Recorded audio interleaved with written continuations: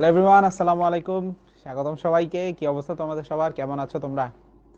পড়াশোনা কেমন চলছে তোমাদের? এখানে ইয়াটা অন করে দিন, লাইটটা।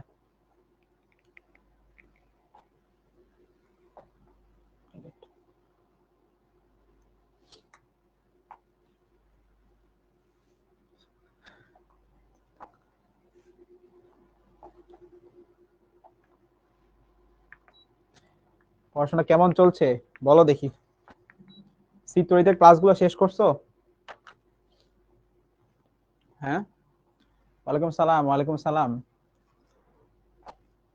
কি অন্ধকার লাগতেছে এখন? এখন ঠিক আছে না? দেখা যাচ্ছে? Sound problem? একটু সময় লাগে। আচ্ছা, তো ম্যাথ গুলা কি করতেছো? যে সূত্রগুলা তোমাদেরকে পড়াইলাম, এই যে গত কয়টা ক্লাস, আজকে আমাদের হচ্ছে 7 নাম্বার ক্লাস। আগে আমরা 6টা ক্লাস নিছি, তো 6টা ক্লাসে আমরা স্থিরতরিতের খুঁটিনাটি সবগুলা কিন্তু সূত্র দেখে ফেলছি। তো আমরা ধারক পড়ছি, ক্যাপাসিটর, চার্জের হচ্ছে কুলম্বের সূত্র দেখছি, কুলম্বের সূত্রের পরে প্রাবল্য নির্ণয় ফর্মুলা দেখছি, বিভব দেখছি, তারপরে শেষে ক্যাপাসিটরের বিভিন্ন রকম সূত্র দেখলাম। বইয়ের বাইরের অনেক কিছু জিনিস, সূত্রগুলো আর কি আমরা সেগুলো দেখছি। তো আজকে আমরা আসলে কোনো অঙ্ক টঙ্ক কিছুই করব না, আজকে হচ্ছে পুরাই আমরা এই যে স্থির তড়িতের ব্যবহারটা দেখব। তো আজকে ক্লাসটা খুবই ছোট ক্লাস, তো তোমাদের আশা করি মনোযোগ থাকবে আর খুব তাড়াতাড়ি ছেড়ে দিব। তো বুঝতে পারতেছো, জাস্ট আজকে হলো স্থির তড়িতের প্র্যাকটিক্যাল, মানে প্র্যাকটিক্যাল বলতে আমরা বাস্তব জীবনে কিভাবে স্থির তড়িৎ ইউজ করে থাকি সেটাই আর কি মূলত দেখব। তো নেক্সট ক্লাসে হচ্ছে আমরা অনেক বেশি ম্যাথ প্রবলেম সলভ করব, আর লাস্ট ক্লাসে আমরা হচ্ছে সিকিউ সলভ করব। ঠিক আছে? ওকে। ঠিক আছে, আমরা কি শুরু করি তাহলে নাকি? আচ্ছা, ঠিক আছে। আচ্ছা, তোমরা দেখি স্থির তড়িতের একটা ব্যবহার সম্পর্কে আমাকে বলো, যে আমাদের বাস্তব জীবনে কোথায় স্থির তড়িৎ ব্যবহার হয়। তোমাদের কার কি মতামত আমি একটু শুনতে চাই, যে তোমাদের কি মনে হয় যে স্থির তড়িৎ আমরা কোথায় ব্যবহার করি। আমাদের খুব সুন্দর একটা অ্যানিমেটেড লেসন আছে কিন্তু এই টপিকের উপরে, তো এই অ্যানিমেটেড লেসনটা খুব ভালো মতো তোমরা দেখবা, আমি আজকে সেটা প্লে করেও দেখাবো তোমাদের। অনেকে হচ্ছে যে অ্যানিমেটেড লেসন হচ্ছে ফেলে রাখে, ক্লাস করে না, বাট এটা না, এটা তোমরা করবা না, অবশ্যই অ্যানিমেটেড লেসন গুলো আমাদের দেখবা, এবং খুব সুন্দর অ্যানিমেশন দিয়ে হচ্ছে করা আছে। তো আমার এটা এতই পছন্দ হয়েছে, ভাবলাম যে আজকে আমরা এখান থেকে এটা একটু তোমাদের বুঝাই। হ্যাঁ, একজন বলতেছে যে ফটোকপি মেশিন। এক্স্যাক্টলি, ফটোকপি মেশিনে কিন্তু স্থির তড়িতের একটা খুব সুন্দর ব্যবহার আছে। আচ্ছা, ফটোকপি মেশিন আর কি হতে পারে? আচ্ছা, খেয়াল করে দেখো, আমাদের বাস্তব জীবনে যেখানে ইলেকট্রিসিটি থাকবে সেখানেই হচ্ছে স্থির তড়িৎ লাগবে। আমি যদি খুব সহজ কথা বলি, তোমরা কি একটু চিন্তা করে দেখছো কখনো যে আমাদের যে ইলেকট্রিক্যাল ইকুইপমেন্ট, এগুলোতেই দেখা যায় যে কয়েকদিন পর পর বেশি বেশি বেশি ধুলা জমে। এটার কারণ কি বলতে পারবা? যে ইলেকট্রিক্যাল ইকুইপমেন্ট যেগুলো আছে এগুলাতেই দেখা যায় যে বেশি বেশি ধুলা জমে। অন্যান্য যেই মনে করো কাপড় আছে, কাপড় আমরা দিনের পর দিন ফালায় রাখি হচ্ছে এক জায়গায়, তো কাপড়ে তো ধুলা পড়ে না। কিন্তু যেখানে আমরা কম্পিউটার ইউজ করি, কম্পিউটারে দেখা যায় যে পুরা ধুলার বস্তা। বা টিভি, টিভি লাগানো থাকে, টিভির আশেপাশে দেখা যায় যে অনেক বেশি ধুলা। তাই না? ইলেকট্রিক্যাল যে সকল ইকুইপমেন্ট গুলো আছে এইগুলাতে কেন এত বেশি ধুলা জমে বা ডাস্ট এত পড়ে কেন? এটার কারণ কি হইতে পারে? হ্যাঁ, এটা কারণ হচ্ছে সেই স্থির তড়িৎ। অর্থাৎ ইলেকট্রিক্যাল ইকুইপমেন্ট গুলাকে যখন আমরা কারেন্টের সাহায্যে ব্যবহার করি, ওইগুলোর বডিতে অল্প পরিমাণ হলেও কিছু পরিমাণ চার্জ জমা হয়।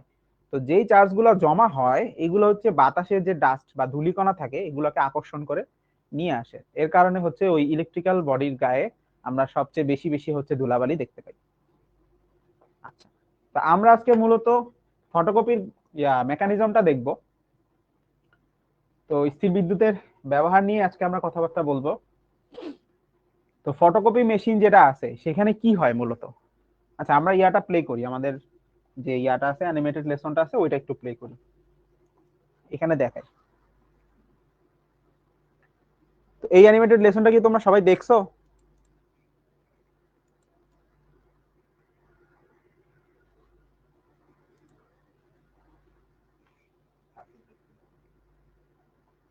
মাউস হচ্ছে না, না?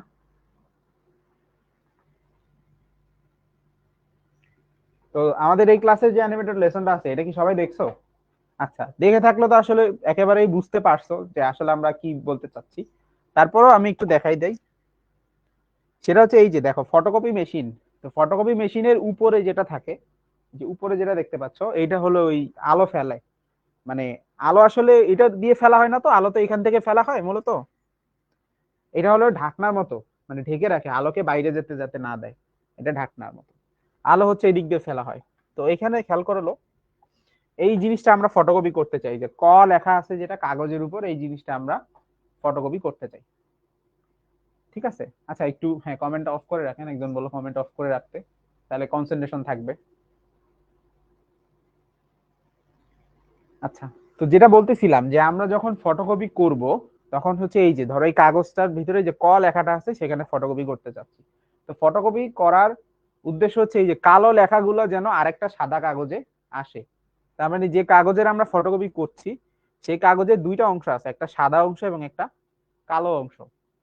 আচ্ছা, তো এই যে সাদা এবং কালো অংশটা যখন আমরা রাখলাম, এই যে ফটোকপির উপরে যেই প্লেসটা থাকে কাচের বা আয়নার, সেখানে যখন রাখলাম এখান থেকে একটা আলো ফেলা হয়। আলো ফেলার পরে সাদা অংশ কি করবে? সাদা অংশ হচ্ছে আলো প্রতিফলন করে, আর কালো বা রঙিন অংশ যেগুলো আছে সেগুলো আলো শোষণ করে নেয়। ওই জায়গা থেকে আলো প্রতিফলিত হয় না। তো ওই যে ক লেখা যে অংশটা ছিল সেই ক লেখা অংশতে আলো প্রতিফলন হবে না, কিন্তু সাদা যে অংশগুলো ছিল সেই অংশ থেকে আলো প্রতিফলিত হবে। আচ্ছা, তো এই আলোটা কি করব আমরা? এই যে আলোটা ফেলতেছি, এই আলোটা ফেলে কি করতেছি, দেখো এখানে একটা ড্রামের মতো আছে, এই ড্রামটা ঘোরে। তো এই ড্রামটা একটু পরেই ঘুরবে। আর এখানে দেখো চার্জ জমা হচ্ছে এই বেল্টের গায়ে, এটা হচ্ছে ওই যে কারেন্টের মাধ্যমে থাকে। তো বেল্টের গায়ে যখন চার্জ জমা হয়, এই বেল্টের সাথে এই ড্রামের কানেকশন আছে। তো মেইনলি এই ড্রামটাকে আমরা হচ্ছে পজিটিভ চার্জে চার্জিত করি, এটাই হচ্ছে ফার্স্ট কাজ। ড্রামটাকে পজিটিভ চার্জে চার্জিত করলাম। আচ্ছা, এখন তাহলে কি ঘটবে খেয়াল করে দেখো। এইখানে থাকে হচ্ছে কালি বা টোনার। এটা হলো যে ফটোকপির যে কালি বা টোনার, কারো যদি ফটোকপির মেশিনের সাথে পরিচয় থাকে বা দোকানে গেলেই দেখবে হচ্ছে অনেকে টোনার চেঞ্জ করে বা টোনার আলাদা করে বিক্রি করতে পাওয়া যায়। তো এই টোনার হচ্ছে নেগেটিভলি চার্জড, এই টোনারটা হচ্ছে নেগেটিভলি চার্জড। ঠিক আছে, তো এইখানে দেখো যে কাগজের উপরে আমরা ফটোকপি করব এই কাগজটা আমরা এখান থেকে দিলাম। তো হলো এই যে পজিটিভলি চার্জে চার্জ হয়ে গেল, এবং যেই অংশ থেকে আলো প্রতিফলিত হয়ে আসছে এই ড্রামের ওই অংশে তো তাহলে কোনো চার্জ থাকে নাই, কিন্তু ওই যে ক লেখাটা ওই জায়গা থেকে তো আলোটা আর প্রতিফলিত হয় নাই। তো ওই জায়গায় চার্জটুকু রয়ে গেছে, ওই জায়গায় চার্জটুকু কালিকে টেনে নিছে। দেন এই কালিটা হচ্ছে এখন আবার এই কাগজের পজিটিভ চার্জের উপর এসে পড়বে। এই যে কালিটা এসে এই যে কাগজের পজিটিভ চার্জের উপর এখন চলে আসতেছে। তাহলে ঠিক যেখানে ক লেখাটা ছিল ওইখান থেকে কোনো আলো প্রতিফলিত হয় নাই, তাহলে ওইখান থেকে কোনো আলো প্রতিফলিত হয় নাই, অর্থাৎ ওই জায়গার অংশটুকুর চার্জ ড্রামের মধ্যে রয়ে গেছে। বাকি চার্জ আলো নিয়ে নিছে, সরাই ফেলছে। শুধু ক লেখা অংশের চার্জটা ড্রামের উপর রয়ে গেছে। এই ড্রামটা যখন ঘুরে আসলো, ওই ক অংশটার চার্জ এখান থেকে কালি টেনে নিছে, ওই অংশটুকু ক লেখা হয়ে গেল। সেই কালিটা আবার যখন পেপার ঢুকাইছি সেই পেপারের উপরে দেওয়া হলো, তাইলে এখন এই ফুললি কাগজের উপরে হচ্ছে কালিটা আসছে। বাট তোমরা কি কখনো দেখছো ফটোকপি করার পর ফটোকপি ধরলে বা কাগজটা ধরলে একটু গরম লাগে না? এই গরমটা কেন করা হয়? কারণ হচ্ছে কালিটা যেন ভালোভাবে শুকায় যায়। আমরা জামা কাপড় শুকানোর জন্য রোদে দিই, তো এখানে তার রোদে দিবে না, এখানে একটু তাপ দেওয়া হয় যাতে করে এই কালিটা শুকায় যায়। ঠিক আছে, তো ফাইনালি আমাদের এই কালিটা হচ্ছে এই কাগজের উপরে পার্মানেন্টলি হচ্ছে প্রিন্ট হয়ে বা পার্মানেন্টলি হচ্ছে কাগজের উপরে ছাপা হয়ে বের হয়ে আসে। ওকে, তাহলে বুঝছো সবাই? কারো কোনো প্রশ্ন আছে থাকলে বলো।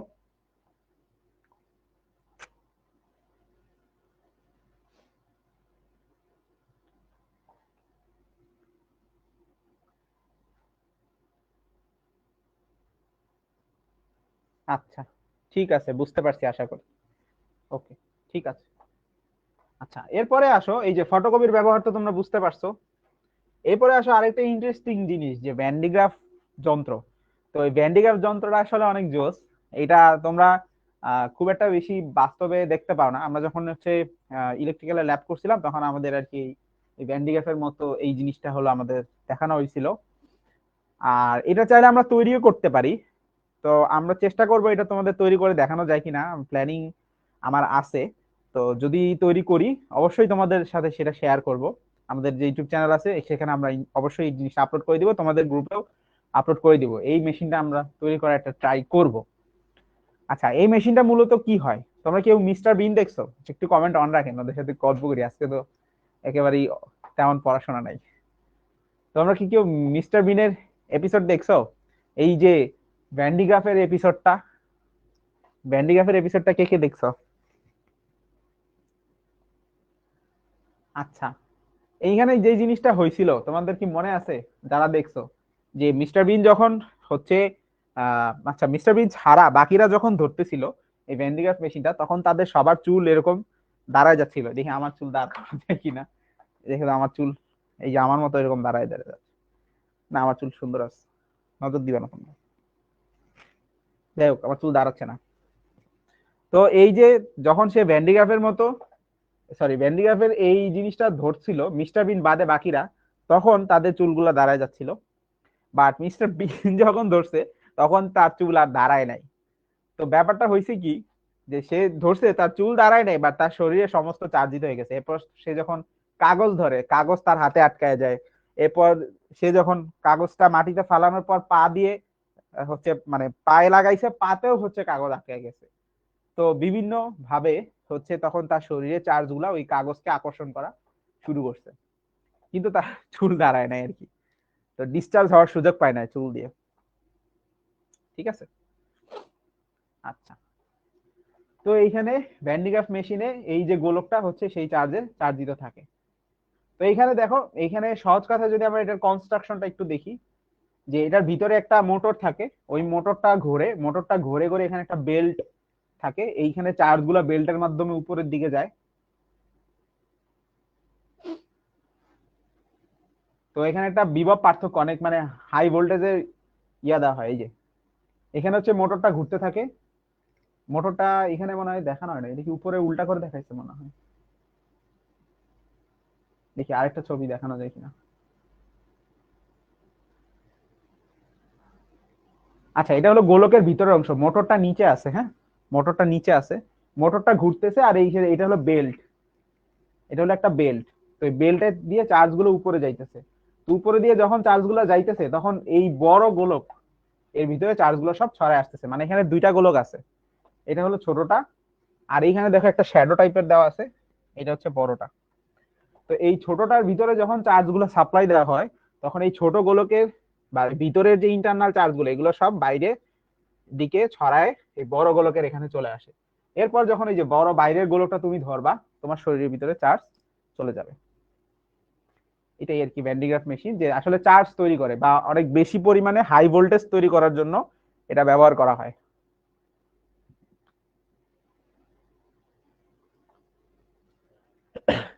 এই যে এই গোলক, এই গোলকের ভিতরে আরেকটা গোলক আছে আর কি। ওই বেলটি দিয়ে যখন ওই যে মোটর দিয়ে ঘোরায়, তখন এখান থেকে চার্জ গুলো নিচ থেকে এই যে উপরের দিকে আসে। এখানে পজিটিভ চার্জ জমা হয়। এখন এটার পাশে যদি আমি আরেকটা গোলক এনে রাখি, তখন এই চার্জ গুলা যেরকম স্পার্ক করে করে হচ্ছে আরেকটা গোলকে যায়। তো এটা যদি আমরা ভ্যান্ডিগ্রাফ মেশিনটা বানাই, তাহলে আমি দেখাবো। আমি এখানে আঙ্গুল ধরে আছি, তখন দেখবে আমার আঙ্গুলে আইসা হচ্ছে স্পার্ক করতেছে। অনেকটা ওই বিদ্যুৎ চমকানো যে নীতিতে কাজ করে, এটা ওটা ওই একই নীতিতে হচ্ছে কাজ করে। আচ্ছা, তাহলে ভ্যান্ডিগ্রাফ মেশিনটা আসলে আমাদের বাস্তব জীবনে তেমন কোনো ইউজ নাই। তবে যেটা বললাম, অনেক হাই ভোল্টেজ তৈরি করার জন্য ল্যাবে আসলে এটা দরকার হয়। আমাদের ইলেকট্রিক্যাল ল্যাবে হচ্ছে এই জিনিসটা ছিল। আচ্ছা, ঠিক আছে। আচ্ছা, তোমরা কি কেউ কখনো দেখছো ওই যে তেলের ট্যাঙ্কের এইখানে নিচে এই যে চেইন লাগানো থাকে? এটা কি কারণে লাগানো থাকতে পারে মনে হয়? চেইনের এখানে কি কারণে লাগানো থাকে ট্রাকের পিছনে? আচ্ছা, আচ্ছা, তাহলে জানো না, আমি জানাই দিচ্ছি। এই যে তেলের যে ট্যাঙ্কটা আছে, এই তেলটা যদি অনেক দাহ্য তেল হয়, ওই খাওয়ার সয়াবিন তেল না, মনে করো কেরোসিন তেল যদি হয়, মানে যেগুলা স্পার্ক করলে আগুন ধরে যাইতে পারে, যে সকল তেল আছে, তো ওই তেলগুলা তে স্পার্কিং যাতে না হয় সেই ব্যাপারটা ইনশিওর করতে হবে। তো তুমি একটু আগেই দেখলা ভ্যান ডি গ্রাফ মেশিনের এইখানে যখন তোমার এখানে চার্জ জমা হচ্ছে তখন এখানে একটা স্পার্কের সম্ভাবনা থাকে। চার্জ জমা হওয়া তার মানে ভালো জিনিস না, স্পার্কিং হওয়ার সম্ভাবনা থাকে যদি অনেক বেশি পরিমাণে চার্জ জমা হয়। তো এই যে তুমি যখন তেলের ট্যাঙ্কিটা নিয়ে যাচ্ছ বা তেলের এই যে ট্রাকটা নিয়ে যাচ্ছ, তো এর ভিতরে তেলের মধ্যে যদি কোনো কারণে স্পার্ক সৃষ্টি হয়, সেই স্পার্কের কারণে এখানে বিস্ফোরণ হয়ে যেতে পারে। কারণ তেলটা হচ্ছে অনেক দাহ্য। এই দাহ্য তেল যাতে স্পার্কের কারণে বিস্ফোরণ না হয় সেজন্য এখানে একটা লোহার চেইন বা শিকল দেওয়া থাকে। এই লোহার চেইন বা শিকলের মাধ্যমে চার্জ গুলো এই যে মাটিতে চলে যেতে পারে। ঠিক এরকম একটা উদাহরণ হচ্ছে আমাদের যে ওই কি বলবো, আচ্ছা না ওইটা ওইটা তোমরা বুঝবা না, ওইটা বাদ দাও। ওই জিনিস বুঝাইতে গেলে তোমরা হলো যে কান্নাকাটি করা শুরু করে দিবা যে ভাই কি বলতেছে আমরা কিছুই বুঝতেছি না। আচ্ছা ঠিক আছে।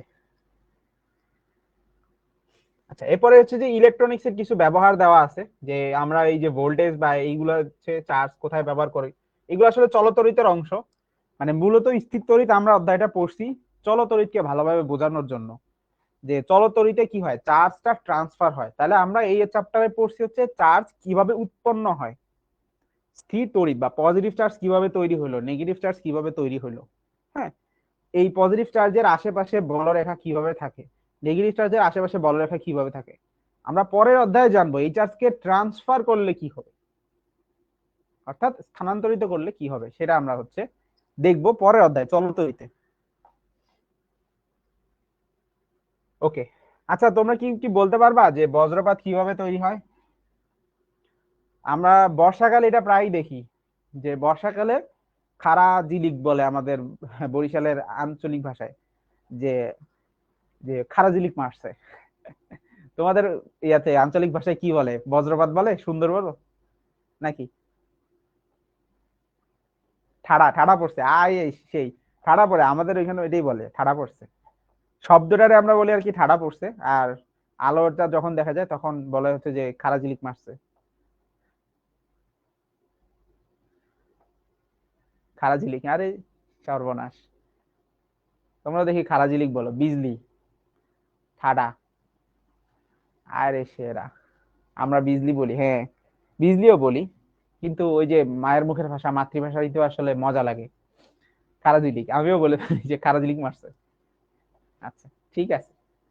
তো এই জিনিসটা কিভাবে হয় আমি এটা একটু এঁকে দেখাই তাহলে তোমাদের, যে খারা ঝিলিকটা কিভাবে মারে।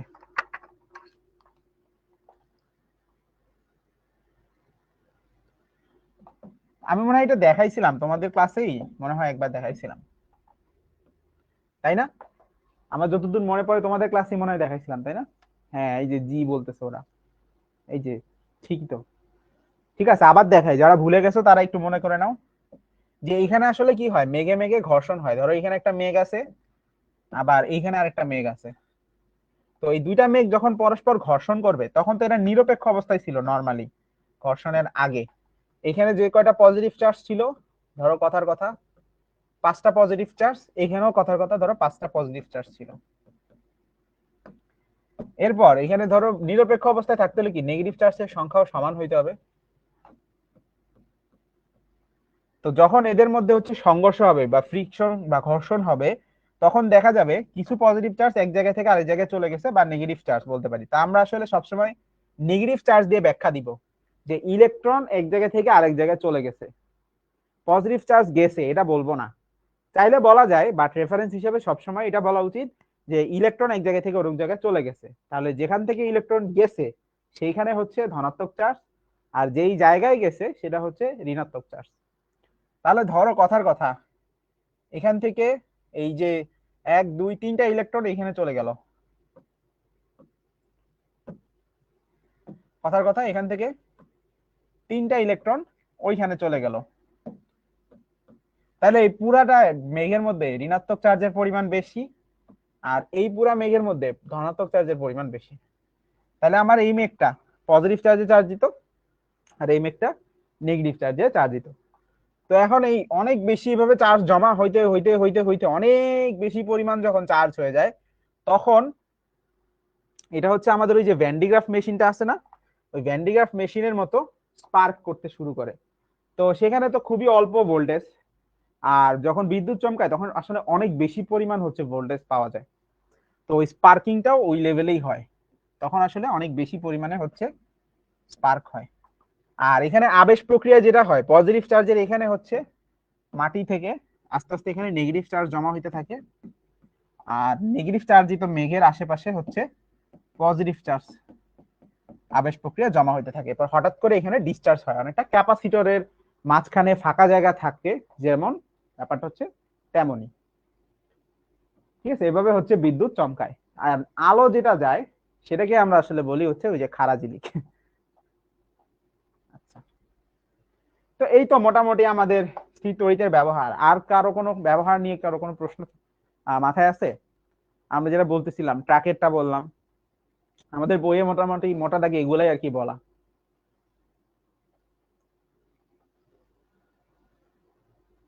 আচ্ছা, একজন প্রশ্ন করছে ফটোকপি মেশিনে আলো কিভাবে চার্জ নেয়। আচ্ছা, ব্যাপারটা হচ্ছে অনেকটা হচ্ছে ডাস্ট বা ধুলা যে কারণে হচ্ছে আকর্ষিত হয়, বা ধুলা চার্জিত বস্তুর গায়ে লেগে ওই চার্জটাকে যেরকম নিরপেক্ষ করে দেয়, আলোটা হচ্ছে ওই একইভাবে কাজ করে। মানে আলটিমেটলি তো সব এনার্জি। ওকে, এই যে বিদ্যুৎ চমকানো থেকে কি বিদ্যুৎ উৎপন্ন করা যায়, খুবই জোস একটা কোশ্চেন। আমি তো এটাই বলতেছিলাম যে তোমরা কেউ এই কোশ্চেনটা করো কিনা, মানে করো না কেন, যে বিদ্যুৎ চমকালে সেখান থেকে বিদ্যুৎ তৈরি করা যায় কিনা। তাহলে তো পুরা বিদ্যুতের সমস্যাই থাকতো না। তো এটা নিয়ে একটা বিভিন্ন ভাবে বিভিন্ন জন রিসার্চ হচ্ছে করা কিন্তু শুরু করছিল। তো এই যে টেসলা টেসলা তিনিও শুরু করছিলেন, মানে ফেমাস সায়েন্টিস্ট, মানে ইলেকট্রিসিটির হচ্ছে, আমি বিশ্বাস করি যে উনি হলো যে ইলেকট্রিসিটির মানে কি বলে ফাদার, মানে জনক বলা যায়। মানে এসি বিদ্যুৎ ওনারই তৈরি করা, যেগুলা দিয়ে আমাদের বাসা বাড়ি এখন বর্তমানে চলে। তো কথা হচ্ছে এই উনি এরকম একটা রিসার্চ করা শুরু করছিলেন, যে একটা জায়গার ভিতরে যখন হচ্ছে বিজলি পড়ে ওই জায়গাটাকে আটকায় রেখে এনার্জি গুলো স্টোর করা যায় কিনা। তো এটা নিয়ে মিথ আছে, আসলে আমি জানি না এই ঘটনার সত্যতা কতটুকু, যে মিথ বা শোনা কথা। সেটা হচ্ছে উনি এই রিসার্চটা যখন যদি সফলতা দেখতো, তাহলে হচ্ছে বিদ্যুৎ আর উৎপাদন করা লাগতো না, তখন দেখা যাইতো যে কোম্পানিগুলা লস হইতো। তো এই কারণে নাকি ওনার মৃত্যুর পরে ওনার এই রিলেটেড যত ডকুমেন্টস আছে সবকিছু আসলে নষ্ট করে দেওয়া হয়েছে, মানে এগুলো যাতে অন্য কেউ ইউজ করতে না পারে। তো আমি জানি না ঘটনার সত্যতা কতটুকু, এই যে আমি যেরকম শুনছি তোমাদেরকে আমি সেটাই বললাম, তোমরা চাইলে আরো ঘাটাঘাটি করে দেখতে পারো যে এটা সত্যতা কতটুকু।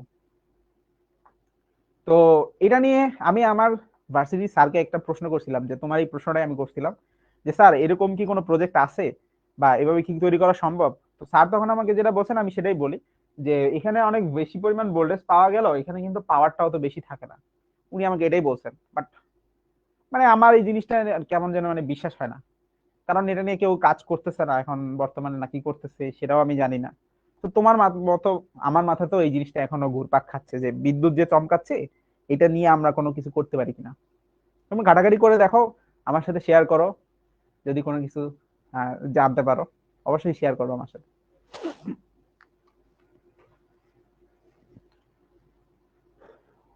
আচ্ছা, ভোল্টেজ কেন হয়, ওই যে ধারকের কনসেপ্টটা, এই যে আমরা মনে আছে যে একটা ক্যাপাসিটরের ক্ষেত্রে, যে এখানে একজন প্রশ্ন করছে যে এখানে কিভাবে ভোল্টেজ তৈরি হচ্ছে। খেয়াল করো ক্যাপাসিটরের ক্ষেত্রে আমরা বলছিলাম না, এখানে যখন পজিটিভ চার্জ দেই এখানে নেগেটিভ চার্জ আবেশ প্রক্রিয়ায় তৈরি হইলো, তাইলে কিউ সমান সমান কি ছিল, সিভি। তাহলে এই যে চার্জ জমা করলে, কিউ পরিমাণ চার্জ জমা করলে তাহলে ভি পরিমাণ ভোল্টেজ পাওয়া যাবে। তো ওই যে যত বেশি চার্জ জমা হবে এইখানে মেঘ এবং মাটির মধ্যে তত বেশি বিভব পার্থক্য তৈরি হবে, এই কারণেই হচ্ছে এখানে ভোল্টেজ পাওয়া যাচ্ছে।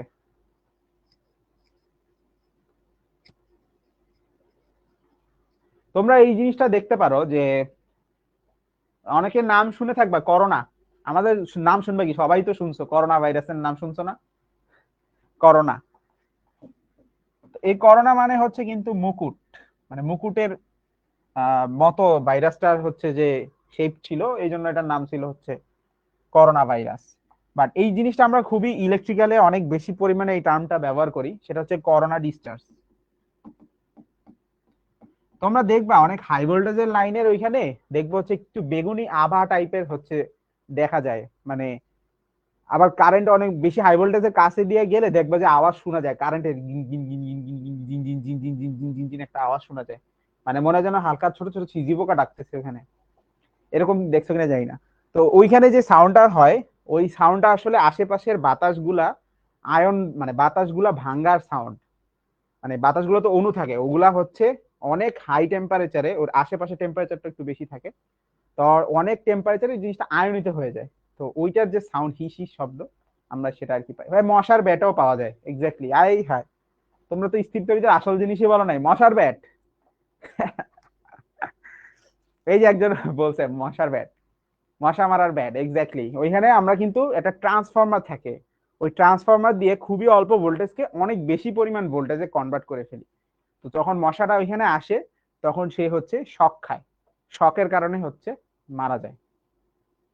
ঠিক যেমন আমরা যেমন ইয়াতে ধরলে, এই কারেন্টে ধরলে শক খাই, তোমরা কেউ ইলেকট্রিসিটিতে শক খাইছো? কারেন্টে শক খাইছো কে কে?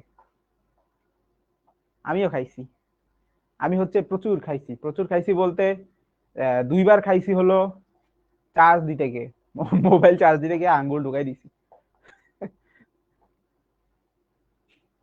আর একবার খাইছি হচ্ছে স্টিলের স্কেল দিয়ে সকেট খোলার সময়, মানে মাটিতে দাঁড়ায় স্টিলের স্কেল ঢুকাই দিছি, সকেট খুলতেছি, মানে বুঝছো কি ঘটনা, সর্বনাশ। এই যে সকেট থাকে না, এই যে সকেট, এই সকেটের ভিতরে হচ্ছে এই যে পিন, যেটা 2 পিন বা 3 পিন থাকে না, এই এরকম লাগানো থাকে। তা আমি কি করছি, স্টিলের স্কেল ঢুকাই দিছি এখানে, ঢুকায় এটাকে টান দিয়ে বাইর করার চেষ্টা করতেছি। মানে আমার কত বড় বুকের, মানে পাটা, কত বড় কলিজা, স্টিলের স্কেল ঢুকায় আমি এটা টান মারতেছি। তো কি করলাম, তো শক খাইলাম কেন বলো তো? কারেন্ট এইখানে তো গেছেই সকেটের মধ্যে, তার সাথে স্টিলের স্কেল কিন্তু বিদ্যুৎ পরিবাহী, তো সেটা আমার পুরো শরীরের ভিতর দিয়ে ডিসচার্জ হয়ে গেছে, এই কারণে শক খাইছি।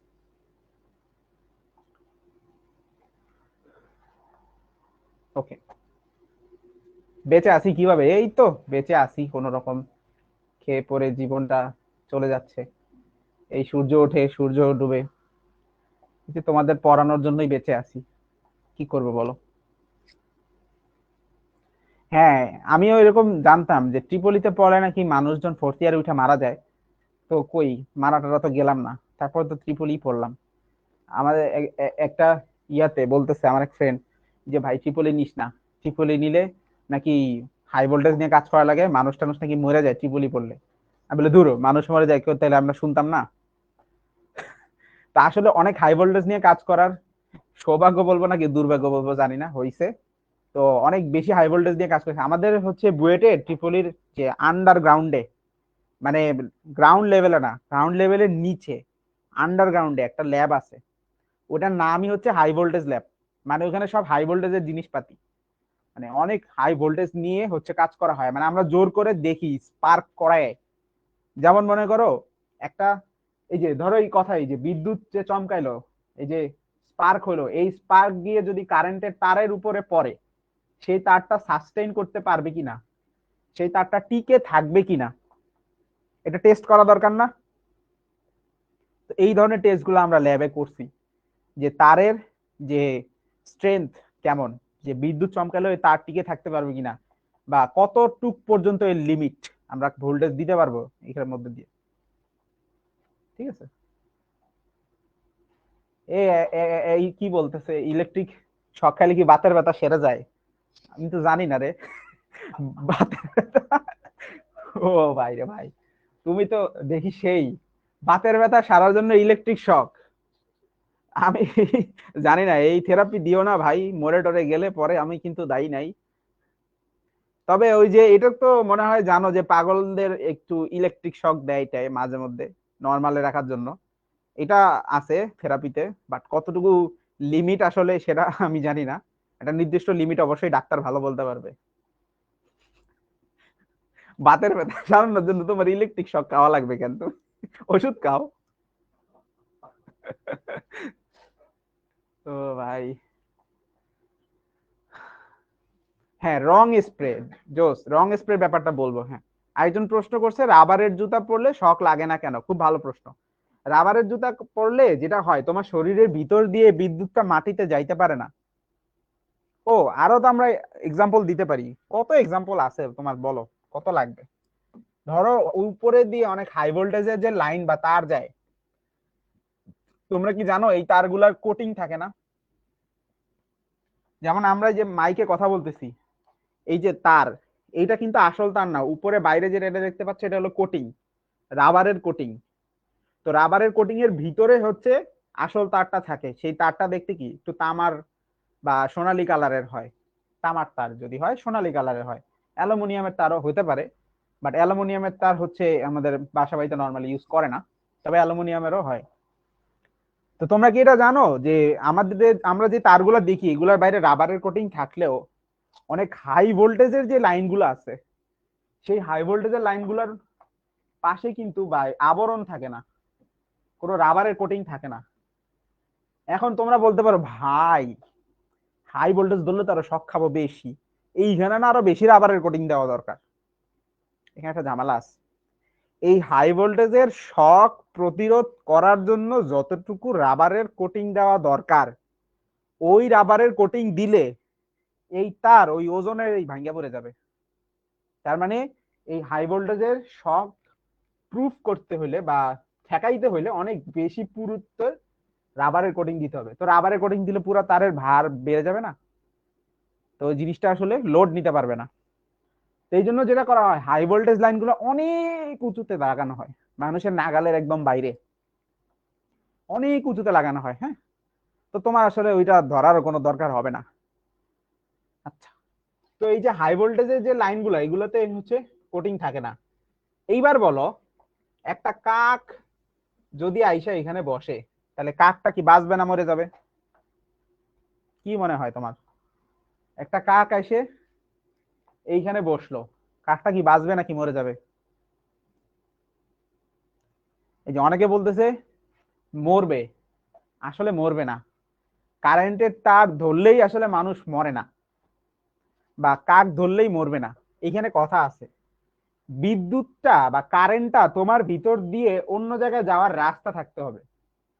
যেমন মনে করো তুমি যদি কারেন্টের এই যে তার ধরে যদি এরকম ঝুলা ঝুলা খেলো, মানে কারেন্ট তার ধরে ঝুলে আসো, তাহলে হয়তো তোমার কোনো ক্ষতি হবে না। কিন্তু তোমার পা যদি মাটিতে থাকে ছোট্ট বন্ধু, তাহলে কারেন্ট তোমার শরীরের ভিতর দিয়ে মাটিতে চলে যাবে। তার মানে তুমি যদি ঝুলা থাকো, তাহলে তোমার শরীরের ভিতর দিয়ে কিন্তু মাটিতে যাওয়ার রাস্তা সে পাচ্ছে না। কিন্তু কোনোভাবে যদি তোমার পা মাটিতে আসে, তুমি শেষ, ওই জায়গায় কাইট, একদম একদম শেষ। দোয়া দুরুদ পড়া শুরু করে দিতে হবে, তোমার বাসায় খবর পাঠাইতে হবে।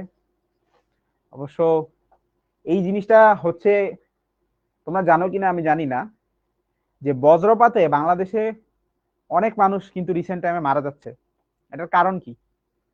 এটার কারণ হচ্ছে আশেপাশে হচ্ছে বড় গাছ, বা বেশিরভাগ দেখবা যে মারা যায়, এটা কিন্তু চর অঞ্চলে কৃষি কাজ করতে গিয়ে মারা যায়। কেন মারা যায়? কারণ কৃষি কাজে সব তো মাঠ আর মাঠ। তো কারেন্ট বা বিদ্যুৎ যখন আসে, বিদ্যুৎ যখন চমকায়, তখন আগে মানুষের মাথাই পায়। তো বিদ্যুৎ চমকায় মানুষের মাথার ভিতর দিয়ে হচ্ছে কারেন্টটা মাটিতে চলে যায়, এভাবে হচ্ছে মানুষটা মারা যায়। কিন্তু এটার আশেপাশে যদি কোনো একটা বড় তাল গাছ থাকতো, বা মনে করো একটা রড থাকতো, তাহলে কারেন্ট মানুষের মাথার আগে এই রডটা পাইতো, তখন রডের ভিতর দিয়ে চলে যেত।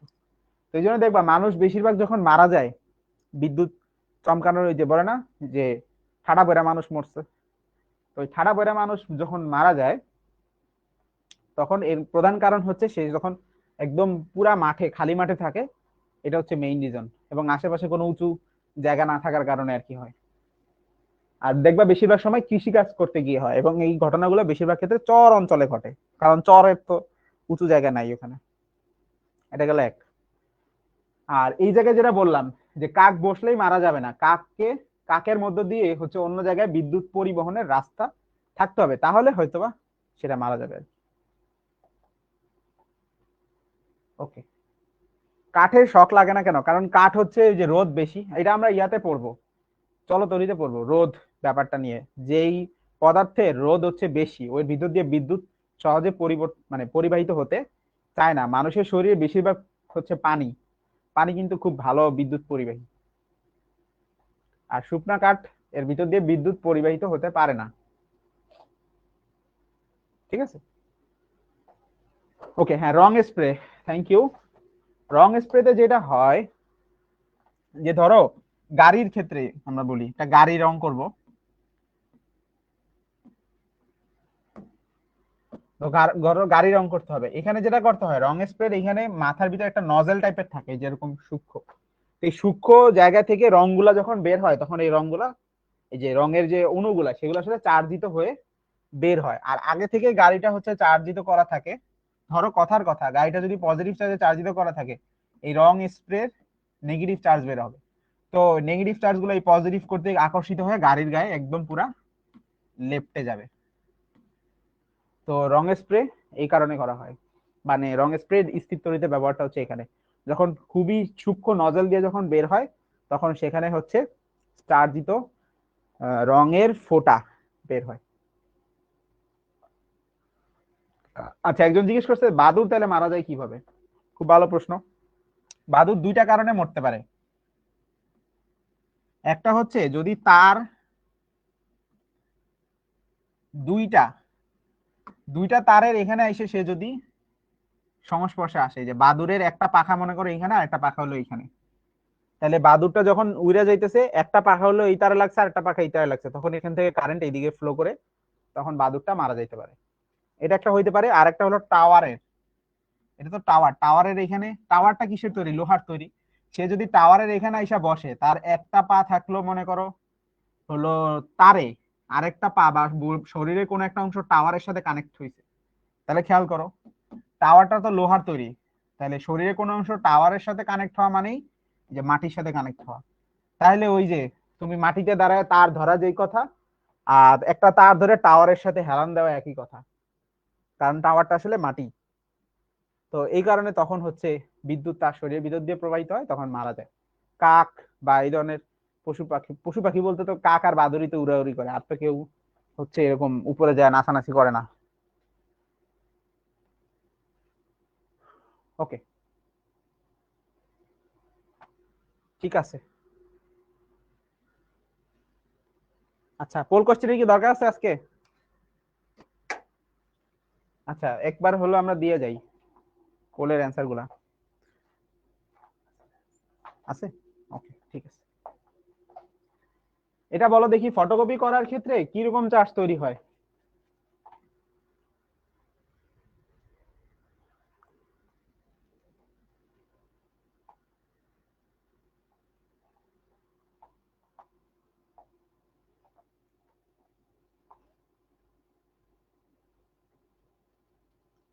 কি হবে?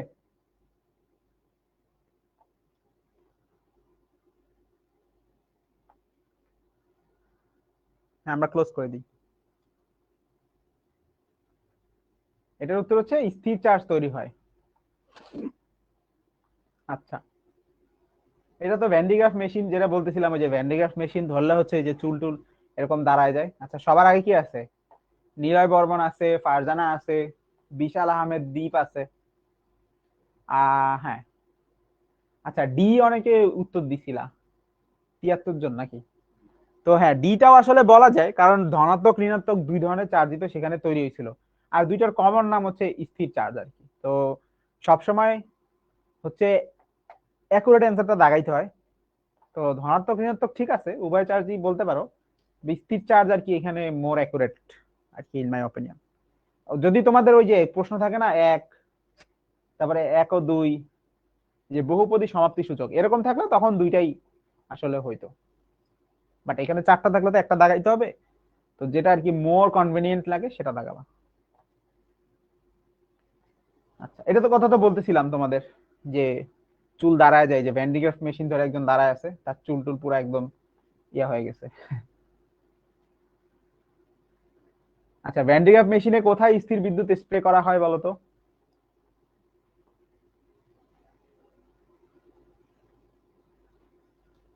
বইটা কিন্তু অবশ্যই রিডিং পড়বা। বুঝতে পারছো? আজকে ক্লাসটা করে আবার যদি চাও অ্যানিমেটেড লেসনটা দেখতে পারো, তারপর বইটা অবশ্যই রিডিং করে নিবা। নেক্সট দিন আমরা কিন্তু ম্যাথ প্রবলেম করবো অনেক।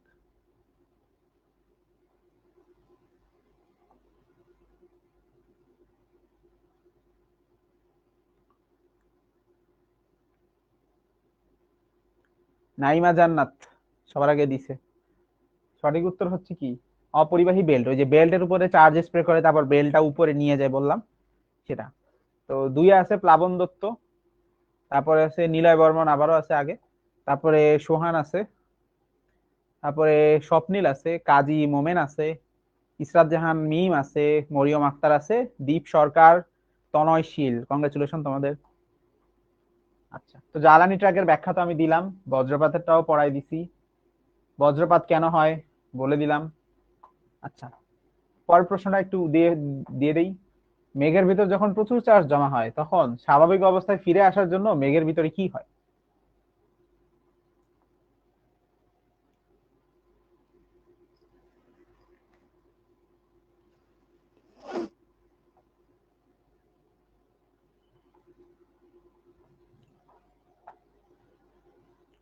ওকে, তো মেঘের ভিতর হচ্ছে ওই যে স্পার্ক তৈরি হয়, স্পার্কিং হয়। ঠিক আছে, ওকে। সবার আগে দিছে কে? সুহান। তারপরে হচ্ছে ফাইজুল মোল্লা। তারপরে আছে রায়ান মাহমুদ স্বপ্নিল। ওকে, ঠিক আছে, আমরা পরের প্রশ্নটা দেখি। স্থির বিদ্যুৎ রং স্প্রে করা সূচালো মাথাটি কোন উৎসের সাথে যুক্ত করে নেওয়া হয়? এই যে রং স্প্রে কথাটা বলতেছিলাম আমরা, যে একটা ওই যে নজেল টাইপের থাকে, ওই নজেলটা হচ্ছে ওই সূচালো মাথা আর কি, যেটা আমরা বলি নজেল। তো এটা কিসের সাথে যুক্ত করে নেওয়া হয়? এখন এই যে ভোল্টেজ যে তৈরি করবে, ভোল্টেজ তৈরি করতে হলে মানে চার্জ তৈরি করতে হলে ভোল্টেজ লাগবে। কি হওয়া উচিত? স্টপ করে দিই আমরা, খুব দ্রুত উত্তর দিতে হবে। পটেনশিয়াল উৎস, এই যে ব্যাটারি বা কোনো একটা কারেন্টের ইলেকট্রিসিটি সাপ্লাই দিতে হবে, না হলে তো ভোল্টেজ পাবে না সে, তাই না? ওকে, আচ্ছা, লাস্ট কোয়েশ্চেন, আইসি আমরা কোথায় দেখতে পাই? এটা একটা সুন্দর জিনিস, আইসি। যেটা বলতেছিলাম যে আইসি আমরা চলতরিতে গিয়ে পড়বো, এটা আমরা কোথায় দেখতে পাই? আমাদের বাসায়ও কিন্তু আইসি আছে, সবার কাছে আইসি আছে, আমাদের সবার কাছে আইসি আছে। হ্যাঁ, দেখি অফ করে দিই। এটার উত্তর হচ্ছে ইলেকট্রনিক্সে। বুঝতে পারছো? ওকে, ইয়াসির আরাফাত, জোবায়ের এবং ফুয়াদ আহমেদ। আমাদের বাসায় সবার কোথায় আইসি আছে বলো দেখি। দেখি তোমরা একটু কমেন্ট বলো তো, কমেন্টে জানাও যে তোমাদের বাসার কোথায় আইসি আছে। হ্যাঁ, মোবাইলে। এই তো, ইলেকট্রনিক্সের যন্ত্রপাতি বলতে মোবাইল, টিভি, এগুলোই তো বোঝায়। এগুলোর ভিতরে কিন্তু আইসি চিপ আছে। যে আমাদের মোবাইলের সিম এর মধ্যেও এটা এক ধরনের হচ্ছে চিপ, এটাকে আইসি বলতে পারি। বাট মাদারবোর্ড, কম্পিউটার যেগুলো আর কি, মাদারবোর্ড বলো বা মোবাইলের আইসি বলো, কম্পিউটারটাকে আর কি মাদারবোর্ড বলে, ওখানে আরো অনেক কমপ্লেক্স জিনিস আছে মোবাইলের থেকেও। এই তো, মোটামুটি আমাদের চলো এই স্থির তড়িতের ব্যবহার আমরা জেনে নিলাম। তো তোমাদের কাজ কি হবে? আমাদের আর কি এই চ্যাপ্টারটা শেষ, আমাদের আর নেক্সট দিনে হচ্ছে ম্যাথমেটিক্যাল প্রবলেম সলভ করব। তোমাদের কাজ হবে এই অধ্যায়টা পুরাপুরি রিভিশন দিয়ে ফেলা, সূত্রগুলো একটা পেজে নোট করা। ভালো মতো শোনো, আবারও বলি, সূত্রগুলো একটা পেজে নোট করবা, এবং প্রত্যেকটা সূত্র এবং তার ব্যাখ্যা। যেমন মনে করো হচ্ছে যে কিউ সমান সমান সিভি, কিউ মানে কি, সি মানে কি, ভি মানে কি, এরকম সূত্রগুলো নোট করবা এবং একটা খাতায় সুন্দরভাবে সেগুলোর পরিচয়ও লিখবা। তো এতে করে যেটা হবে, একটা পেজের মধ্যে তোমার পুরো সূত্র সবগুলা থাকবে। তোমরা যখন ম্যাথ করবা তখন আর বারবার সূত্র খুঁজতে হবে না। এটা হলো কাজ। এবং আগের যে ক্লাসগুলো হয়েছে সেই সবগুলা ক্লাস রিভিশন দিয়ে ফেলবা। নেক্সট দিন আমরা কিন্তু ম্যাথমেটিক্যাল প্রবলেম সলভ করব, তখন বললে হবে না যে ভাই এই সূত্র কই কোত্থেকে আসছে, তখন ধরে মার দিব। ওকে, ঠিক আছে, তাহলে আজকে আমাদের ক্লাস এই পর্যন্তই থাকলো। সবাই ভালো থাকো, সুস্থ থাকো, নেক্সট ক্লাসে ইনশাল্লাহ আবার দেখা হবে। আল্লাহ হাফিজ।